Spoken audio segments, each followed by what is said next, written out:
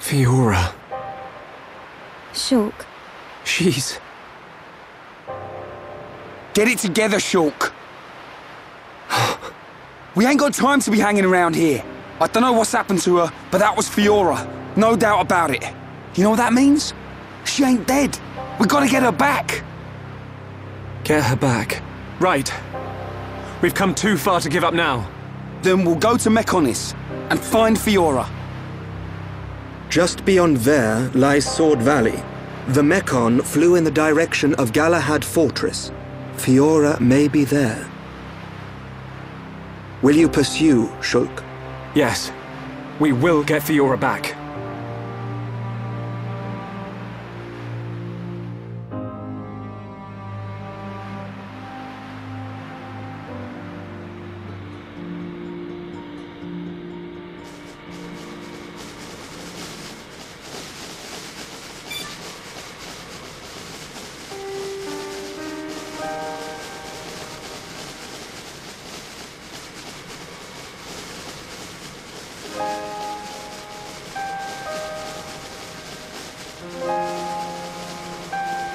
All right!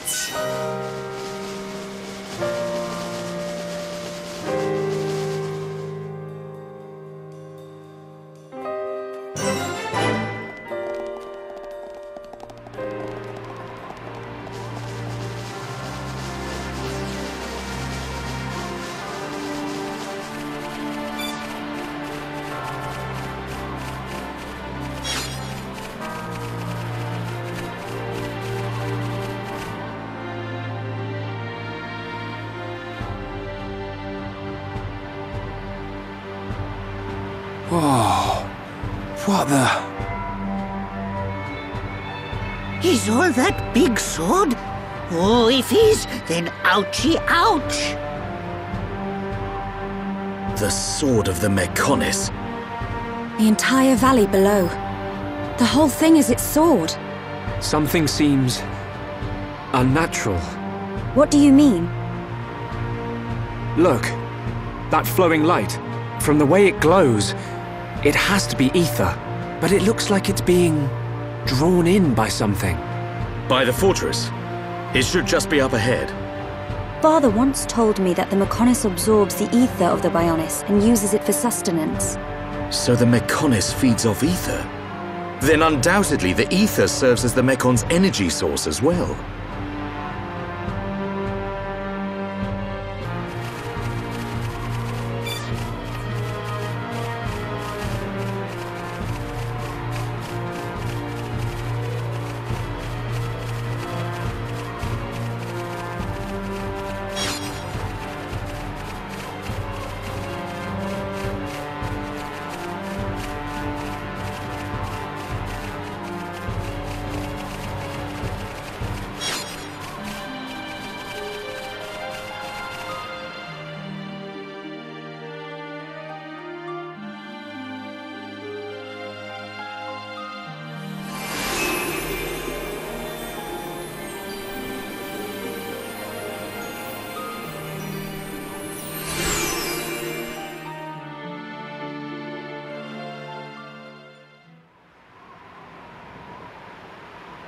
It looks so big, even from this distance.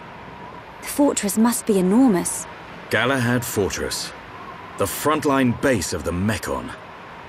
The Mechon that attack Bionis must all come from here. Then... there's a high probability that he's there. The golden Mechon that took Fiora.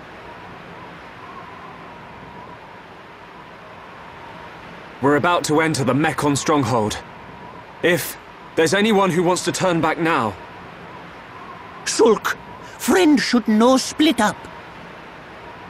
No leave friend behind. Ricky's scared, but Ricky won't go too. Ricky. He's right. Okay, let's go. Yes.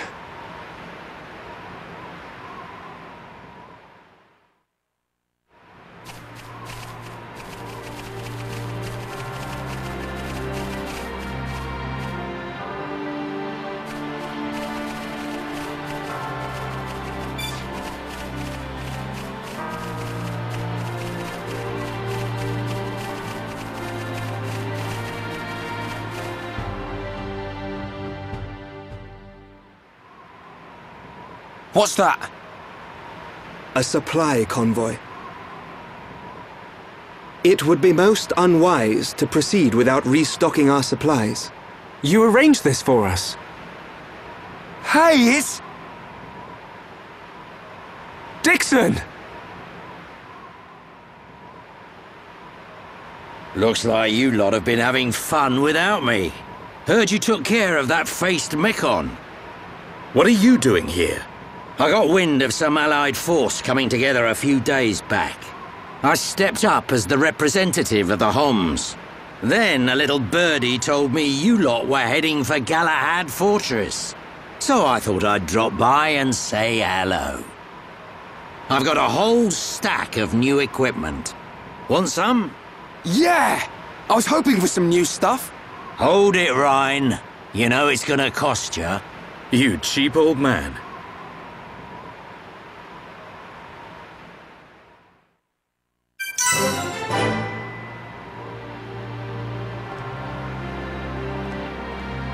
Hey there.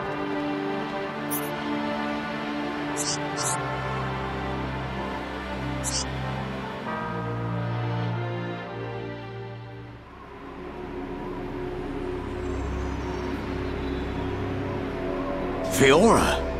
You mean Dunban's sister? Yes. So that's why you're all looking so down. I can't believe they're sticking Homs into those faced Mekon. Looks like they weren't just eating us. They made Mumkar into one. He was the one who attacked Colony 9. Oh, and there was me thinking he snuffed it in that battle. Aren't you surprised? Did he attack Colony 9? I don't know what drives those Mekon. I've given up trying to figure them out. It don't surprise me one bit. Still, Mumkar as well, eh? Things are getting interesting. Sorry? Oh, nothing. It is time for us to return. I would like to continue providing assistance, but my help is required in assembling Homs for the Allied force. There are also my duties as seer to consider. Then I'll be off too. You lot should be all right getting Fiora back. In the meantime, we'll be getting ready for battle. Thanks for coming this far. We'll be fine. We can handle ourselves. Galahad Fortress is a key position for the Mekon. You can't just rush in, all guns blazing. Agreed. We will infiltrate via the ether inlets. If I'm right and the Mekon do feed off ether, then we're sure to find some form of influx channel. Our objective is to reach one of those channels. Don't go dying on me, Shulk. I won't. You take care as well. Cheers.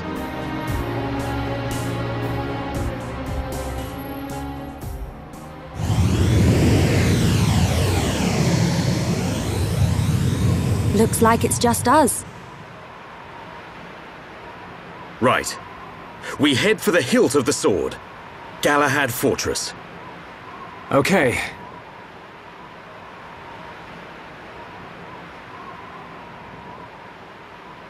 One year on. Now, at last, we will seize our destiny. Isn't that right, Shulk?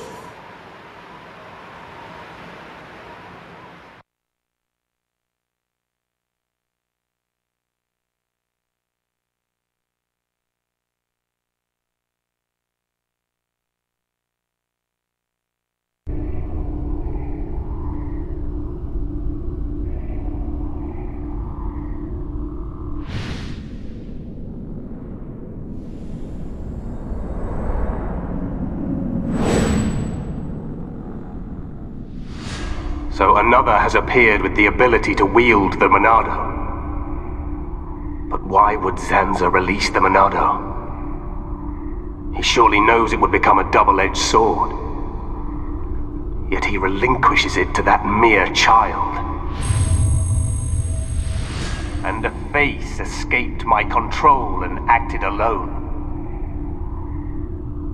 Now that the Monado has been freed, it appears the usefulness of the faces has come to an end. Although, perhaps there are still things to be learnt from having them challenge the boy.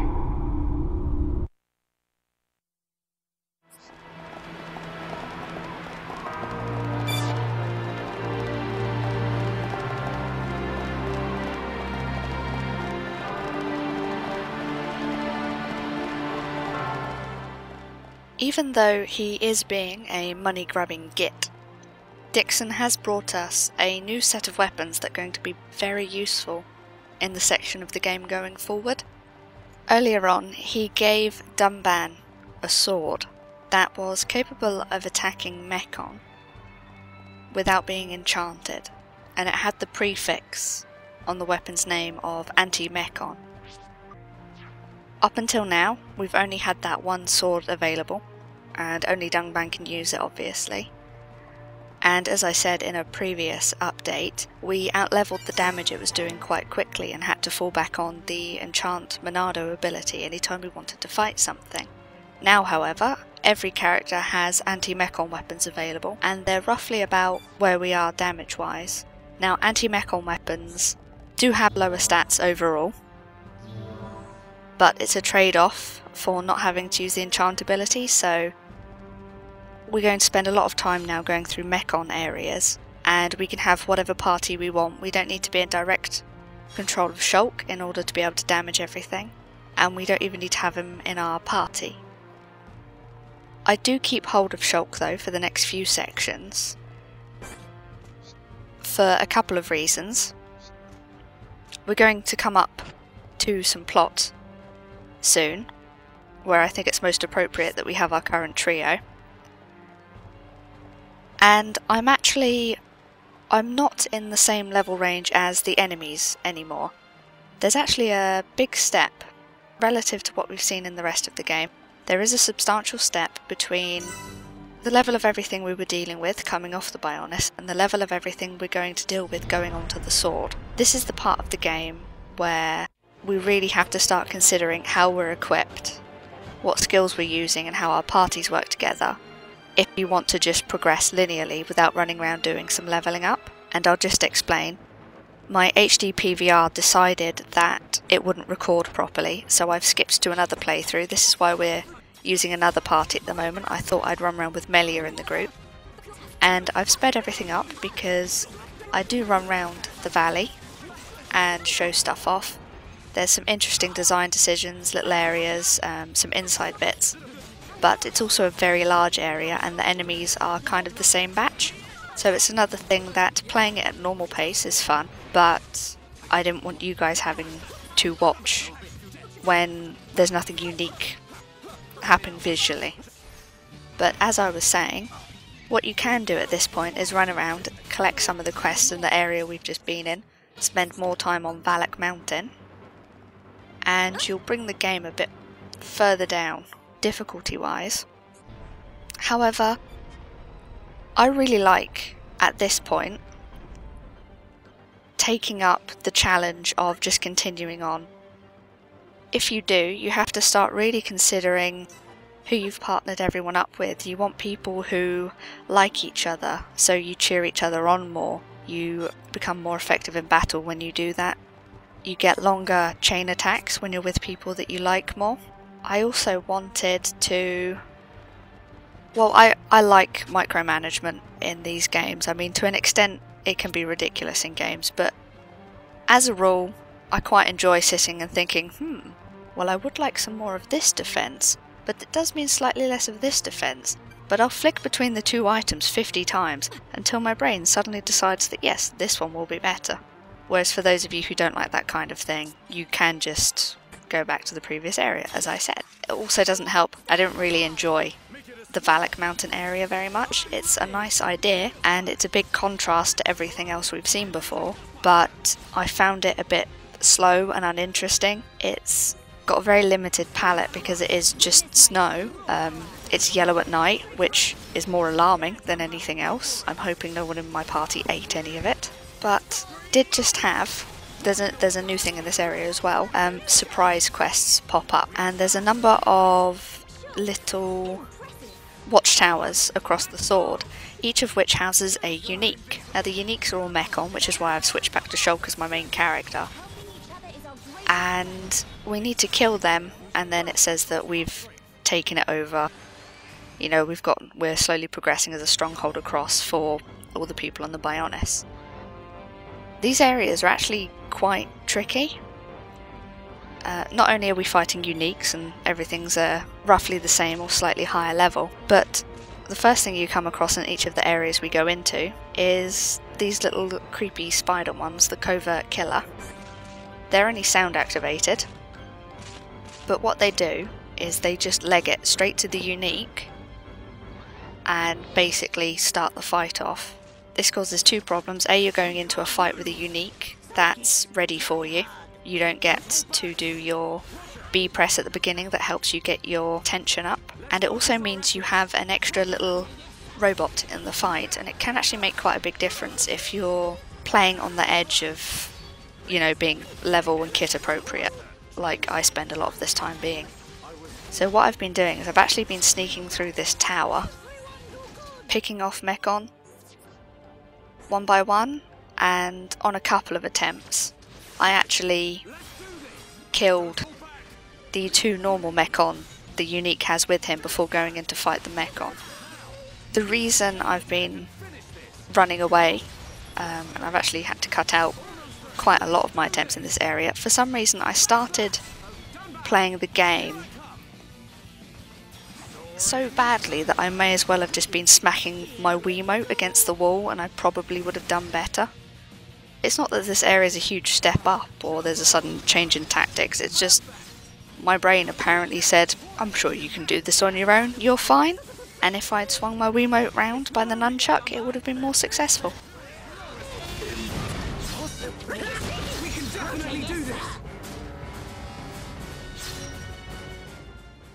That green panel down there we will hit before we leave. Another problem these towers provide compared to a lot of other areas is the respawn rate of Mechon both inside and just outside is really fast.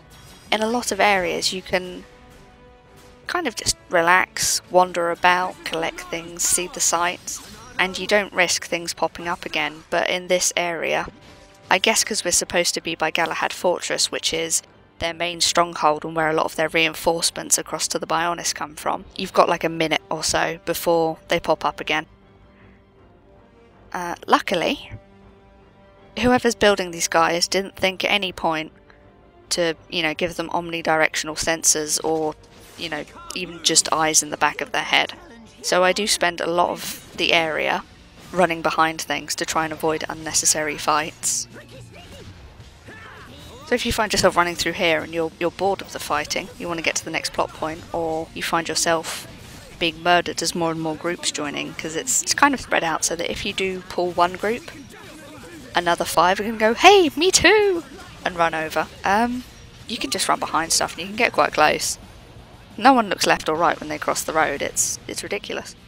We're also reaching a point, up until now, since the attack on the colony at the beginning of the game, I haven't really needed to use chain attacks for anything other than stacking up damage, because obviously as you use progressive attacks in a chain attack they get more powerful, they get a multiplier on them compared to how much damage they do just use as a straight attack. This is the point of the game where you really want to start at looking at using chain attacks to inflict lots of status effects. You can topple, you can daze. Both Riki and Melia at this point drop status effects on everything that do damage every couple of seconds, so they're damage over time, it's referred to as dots. But everything has quite high resistance. Resistance are pretty much mitigated by chain attacks, so you start to reconsider what you actually want to get out of a chain attack. Do you want to do one big massive thing of damage, or do you want to say plan for the next couple of minutes? Is it something that big chunk of damage is actually going to be better across the whole of the fight, or will you do more damage making sure you get your dots on it and maybe toppling it, taking it out of the fight? Is it better to kill it or stop it from hitting you? And I think these uniques are a good practice for a fight we've got coming up. Now, I'm recording this and the next one together. I've just cut them in half because otherwise I ended up with a 50-minute-hour update. So I will continue blabbing on about stuff in the next update, and I'll see you then. Sidekicks. Finish fight. I can change the future. Hiya!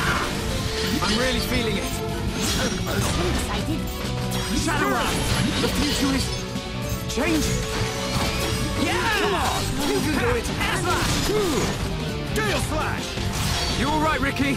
Electric Blockbuster! This isn't going well. Whirlwind